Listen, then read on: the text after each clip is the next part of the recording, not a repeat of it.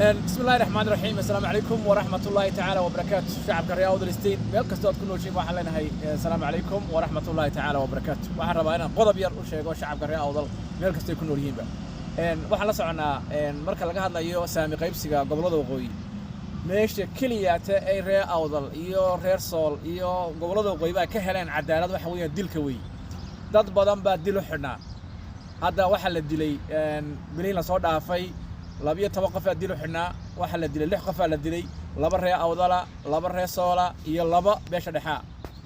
weega soo waxa la dili doonaa 6 qof la dili doonaa saddex ree awdala iyo laba maxtaqaanaay maxaan ku raadaay gobolka soola iyo mid beesha dhaxa la dili doonaa halka maxay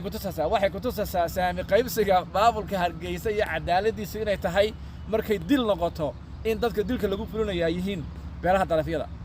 sool way ka tagtay oo wuxuugi way qaateen hadii la dilo iyo hadii kalaamna waxa weeyaan dawaaxu yaala way shacabka reer Sool laakiin Riyadh waxa leeyahay in mar dilkeenuna uu bato saami qaybsi ku helno manfaacad iyo waxa meesha ka jirana ay noqoto xaraan ka noqoto Riyadh laga dayriyo oo loo diido inay nolol ay ka helaan dariiqeeni baa la xidhay dekedeeni baa la xidhay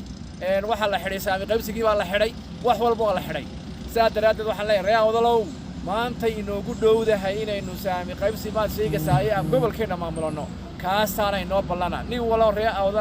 oo ku fikiraya ama saami qaybsi ka fikiraya ama wax kala fikir waxa leeyahay kaasa inoo horan ka maalintaynu ogolaano nolosheenu kaasay bilaamaysaa oo inagoo Soomaaliya